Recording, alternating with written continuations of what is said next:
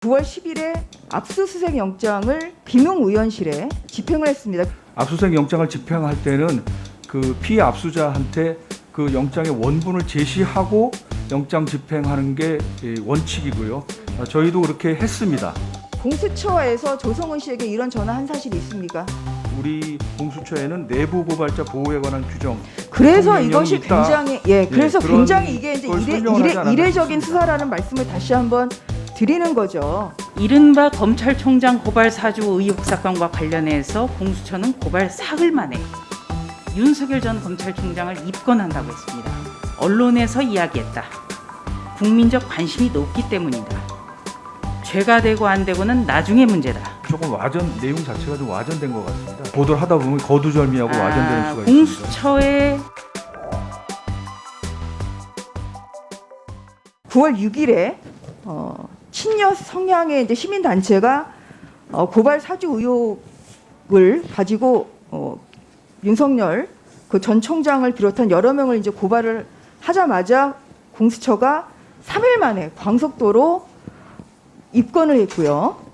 그리고 9월 10일에 압수수색 영장을 김웅의원실에 집행을 했습니다. 김웅의원은 참고인 피고발인 신분이나 피의자 신분이 아니라 참고인 신분이었습니다. 참고로 말씀드리면 이러한 참고인 신분의 의원에 대한 의원실에 대한 압수수색은 처음입니다. 근데 그만큼 뭐 공수처가 어떻게 보면 수사 관행을 좀 모르는 면이 있다 이런 생각이 들고요.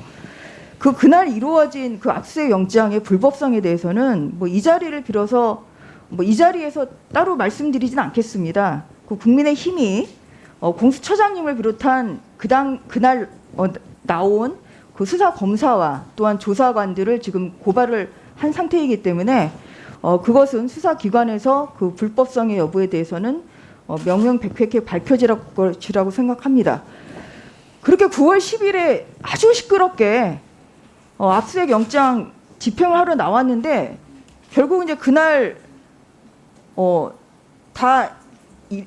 만료를 못했고요, 완성을 못했고 이제 9월 13일에 다시 이제 영장 집행을 했는데 그날 그렇게 호기 있게 시작한 것과는 달리 김웅의원실에서는 압수수색을 한 결과 증거물 또는 몰수할 물건이 없으므로 형사소송법 제128조에 따라 증명서를 교부합니다.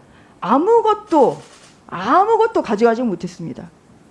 바로 이것이 불필요한 과도한 압수수색이었다. 이제 이러한 유감의 말씀을 드리는 것이고요. 지금 이 윤석열 총장에 대한 그 지금 입건된 사건은 그러면 지금 수사가 어느 정도 진행 중인가요? 구체적으로 지금 수사가 진행되는 사항에 대해서 수사 상황을 그러면 말씀드리긴 곤란합니다. 몇 가지만 좀 확인을 하겠습니다. 언론 보도에 따르면 이렇게 광속도로 그 공수처가 수사하는 것에 대해서 그 조성은 씨는 그 고발장이 제출되자마자 지금 그 조사한 거 아니겠어요? 근데 이게 이제 그 신문 기사인데요. 공수처가 빨리 협조해달라고 전화를 했다는 지금 언론 기사가 나왔어요. 조성은 씨의 말에 의하면 공수처는 애초부터 공익신고자 절차를 다 준비해 놨으니까 오자마자 해줄 수 있으니 빨리 좀 협조해달라. 이런 전화를 받았다는 거거든요. 공수처에서 조성은 씨에게 이런 전화 한 사실이 있습니까?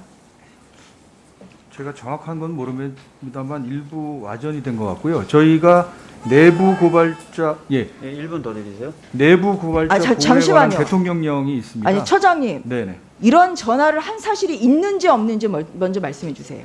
그러니까 전화해서 무슨 말을 했는지, 전화를 한 사실은 누가 있어요? 했는지, 조성은 씨하고는? 그리고 그러니까 수사팀과 조성은 그 지금 제보자로 되어 있는 분하고 네. 통화를 한 사실은 있는 것 같고요. 네. 그 두 사람 사이에 구체적으로 어떤 표현의 대화가 오고 갔는지는 제가 정확하게는 모릅니다만 이제 아마 수사에 협조해 달라 네. 이런 내용. 그리고 우리 공수처에는 내부 고발자 보호에 관한 규정. 그래서 대통령령이 이것이 있다. 굉장히 그래서 그런 굉장히 이게 이제 걸 설명을 하지 않았나 이례적인 싶습니다. 수사라는 말씀을 다시 한번 드리는 거죠.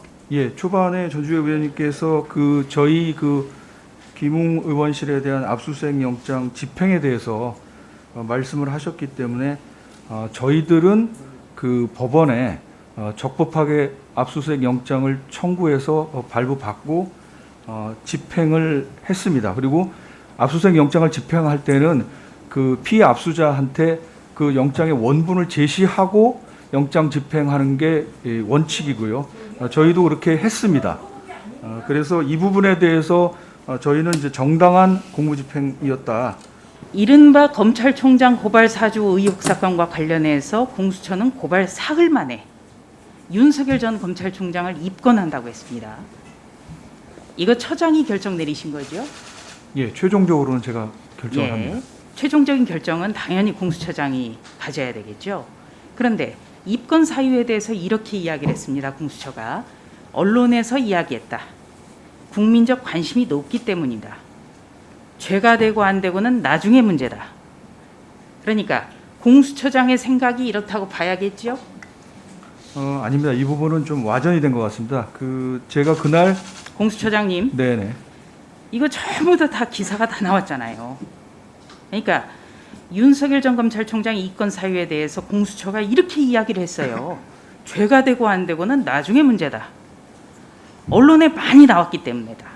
공수처 국민적 관심이 높기 관계자의 때문이다. 발언으로 지금 나온 것 같은데 조금 내용 자체가 좀 와전된 것 같습니다. 언론 보도가 다 잘못됐나요? 아니요, 잘못됐다기보다 좀 이제 근데 보도를 하다 보면 거두절미하고 와전되는 수가 있습니다. 공수처의 입장을 대변하는 대변인이 그럼 공수처장과 다른 이야기를 한 겁니까? 이거는 공수처의 입장을 하고 우리는 봐야 되고 처장의 생각이라고 봐야 되는 거예요. 열흘 전인 9월 13일 박지원 국정원장의 이른바 제보사주 의혹 국정원법 위반 혐의로 고발장이 접수가 됐습니다. 맞지요? 예, 고발인 조사도 진행이 됐네요. 예, 했습니다. 그러면 열흘 전이에요. 입건됐습니까, 박지원 국정원장? 아직은 아닙니다. 왜요? 저희가 곧 이제 처리를 할 것입니다. 그러면은 열흘이나 지났는데도 아직 입건이 안 됐네요. 아까 전주 의원님 여쭤보셨는데요. 어쨌든 기초조사 하는데 그 양 사건에 지금 시간이 좀 다르게 걸리는 처장님, 언론 보도가 부족했습니까? 아닙니다. 사실은 국민적 관심이 별로 없다고 생각하세요? 저희 입건 기준은 사건 사무 규칙에 나와 있는 대로 네, 입건 공수처가 직접 수사할 필요성이 있다고 인정되는 기준 경우, 잘 아는데요. 직접 입건 기준입니다. 네. 그러면은 이른바 검찰총장 고발 사주 의혹과 비교해 볼 때 너무 다르지 않습니까? 판단이. 중요한 게 그렇죠? 다른 게 하나 있습니다. 뭐가 다르죠? 이제 공수처의 수사 대상이 되는 고위공직자인지, 그다음에 수사 대상이 되는 고위공직자 범죄인지, 처음의 사건은 이제 전현직 검사들 사건으로 저희들이 자, 고위공직자 범죄에 해당하고, 처장님, 그다음에 수사권과 처장님, 기소권까지 갖고 있는 처장님, 사건입니다. 우리나라 국정원장이 가장 지켜야 되는 게 뭐죠? 정치적 중립이죠. 예, 정치적 중립을 명백하게 위반했지 않습니까? 저희 이거는 수사 대상에 오늘도 필요가 국정원법 없어요. 21조 정치 활동 관여 금지 조항도 포함되어 있습니다. 네, 다 어겼어요. 그리고 정치구단 유인태 전 국회 사무총장이 뭐라고 합니까? 박지원 제보사주다 이렇게 표현을 하고 있어요. 그런데 아직까지도 열흘이 지났는데 이건 형평성에 비춰봐서 이거는 맞지가 않아요. 그 부분은 저 고위공직자가 아닌 사람이 좀 포함되어 있습니다.